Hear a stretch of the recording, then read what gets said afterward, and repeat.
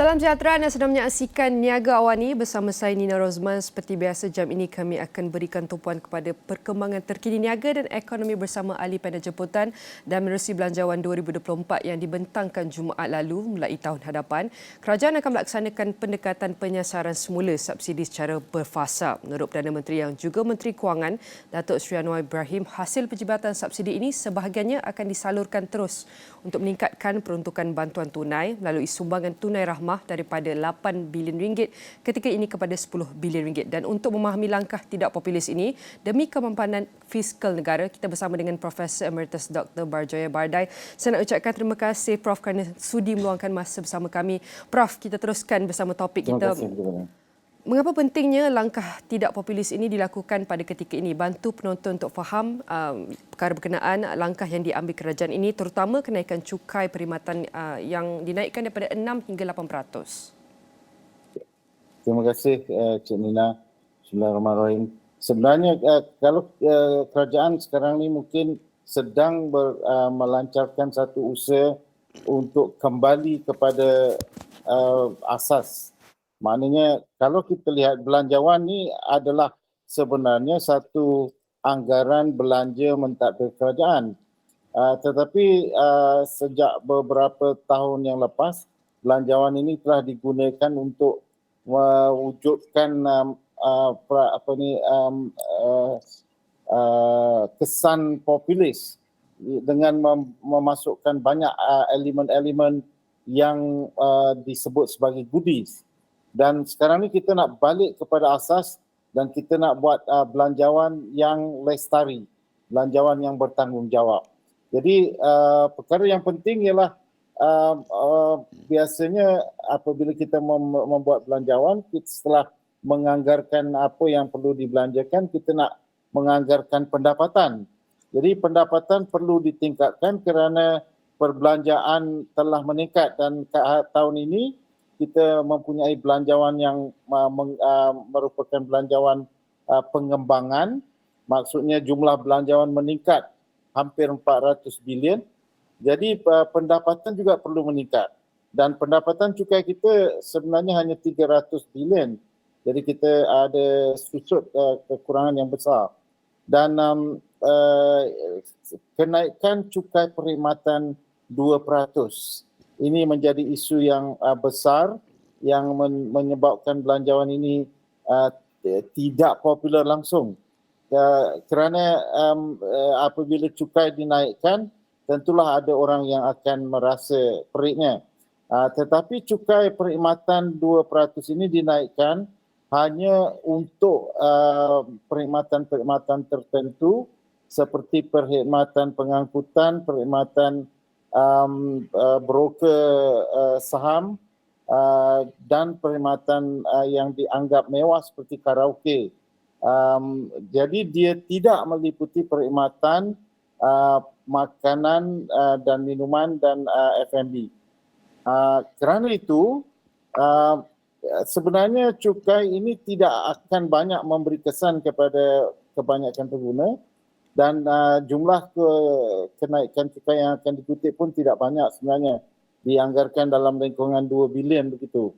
Jadi cukai perkhidmatan ini merupakan satu usaha mungkin untuk cuba merombak satu sistem cukai baru bagi menggantikan SST yang sedia ada kerana kita semua mungkin tidak mahu kembali kepada GST. Bercakap mengenai langkah tidak popular dalam belanjawan kali ini, kita nak lihat kepada kesan pasaran. Adakah pasaran akan mengalami kejutan? Dan kita bercakap, adakah tempoh waktu atau timeline tertentu untuk kita lihat balik pasaran kembali normal, terutama dari sudut penawaran dan juga permintaan, Prof? Okey, sebenarnya pasaran agak terkejut sedikit. Terkejut kerana pengenalan cukai baru. Dan juga peningkatan cukai SST.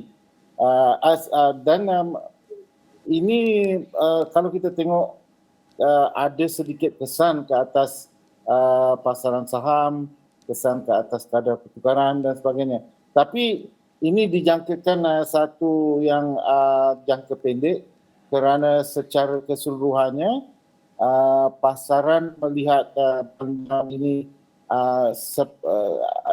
di antara neutral dengan positif. Maksudnya pasaran melihat ada kebaikan yang besar kalau dia berjaya, tapi dia tidak ada keburukan misalnya. Jadi mungkin kita tunggu dalam tempoh sebelum hujung tahun, kita akan melihat respon yang positif daripada pengguna-pengguna, kerana kita mengharapkan ini. Kita mengharapkan bahawa isi rumah dan pengguna akan mempunyai sikap positif, sikap yang sentimen yang positif untuk menambah perbelanjaan, kerana kita sangat memerlukan tambahan perbelanjaan bagi menentukan kadar pertumbuhan ekonomi kita pada tahun ini. Daripada kesan pasaran kepada kesan pengguna, apakah impaknya kepada pengguna dan rakyat secara umum? Adakah mereka akan merasai kenaikan harga barang ataupun peningkatan inflasi, Prof? Okey. Satu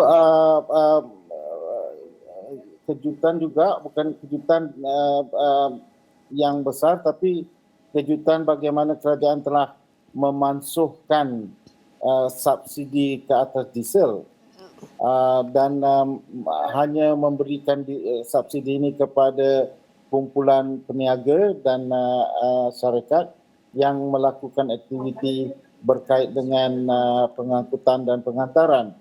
Dan ini sebenarnya sepatutnya tidak akan menjejaskan harga, kerana apa yang kerajaan cuba buat ialah untuk mengekang aktiviti manipulasi ke atas jualan diesel di Malaysia.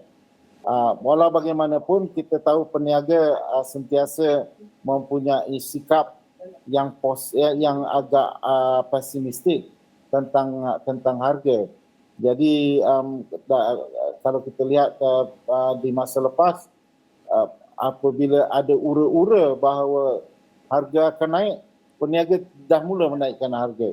Begitu juga di sini, kemungkinan itu akan berlaku, dan inilah peranan Kementerian Perdagangan Dalam Negeri untuk memastikan bahawa peniaga tidak mengambil peluang menaikkan harga sewenang-wenangnya.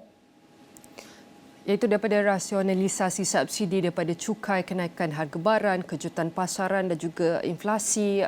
Kita nak beralih pula, Prof, kepada defisit fiskal ini, iaitu Malaysia dengan jangkaan untuk capai 4.3% pada tahun hadapan. Dan hanya dengan mengurangkan defisit dan tanggungan, kita dapat menyaksikan kerajaan dapat mengembalikan kedudukan fiskal negara yang mampan.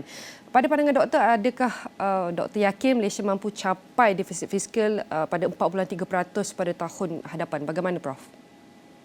Okey, sebenarnya kita agak terkejut juga apabila kerajaan mengemukakan belanjawan pengembangan, meningkatkan belanjawan daripada 380 bilion lebih kepada hampir 3.7 bilion. Jadi kita nak cuba membaca apa rasionalnya. Rasional pentingnya ialah kerajaan terpaksa menambahkan subsidi kepada kumpulan yang memerlukan.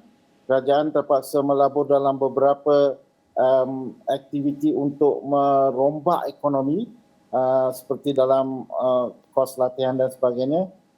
Dan ini memerlukan penambahan belanjawan.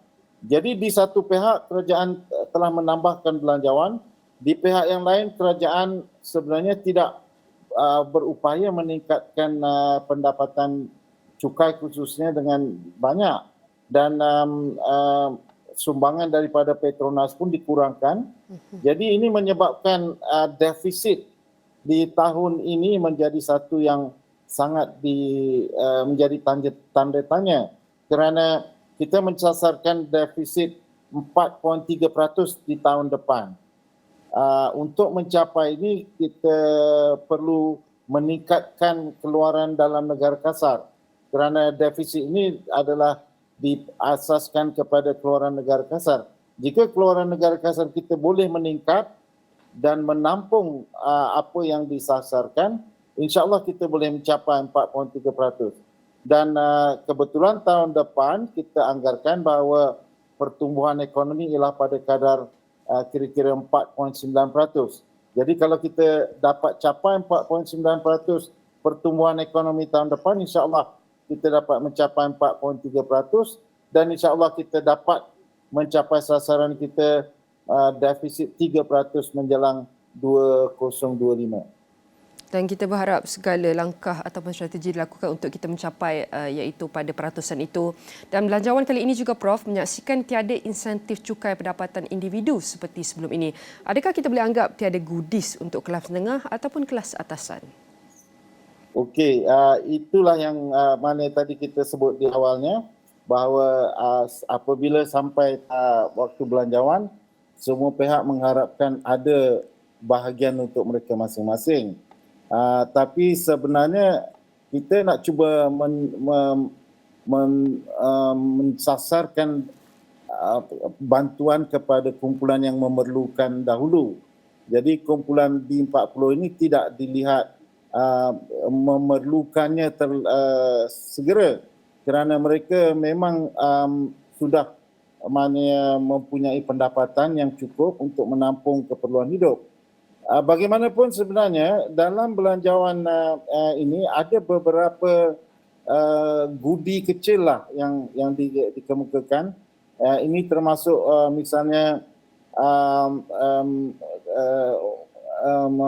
kerajaan cuba menggalakkan kaum wanita untuk balik bekerja dan diberikan insentif pengecualian cukai sehingga tahun 2027 dan kemudian ada tax exemption limit untuk allowance childcare daripada 2,400 kepada 3,000. Kemudian ada insentif untuk menggalakkan upskilling dan memasuki bidang baru kepada kumpulan pekerja dengan tax relief RM2,000 setiap orang. Dan kemudian ada tax relief untuk RM1,000 kepada mereka yang membeli barang-barang sukan dan aktiviti khusus. Jadi mana semua ni adalah satu faedah yang sebenarnya kalau kita ambil manfaat semuanya lebih besar daripada penurunan 2% cukai yang dikemukakan pada tahun lepas. Belanjawan telah pun dibentangkan dan kita berharap iaitu terhadap pelaksanaan ini dapat dipenuhi, dapat memenuhi segala harapan rakyat dan juga ekonomi negara. Sekali lagi saya ucapkan terima kasih kepada Profesor Emeritus Dr. Barjaya Bardai dan semua ini akan kami rangkumkan dalam astrawani.com dan semua platform digital Astro Awani. Jangan ke mana-mana, kita akan berhenti rehat seketika, kita kembali selepas ini.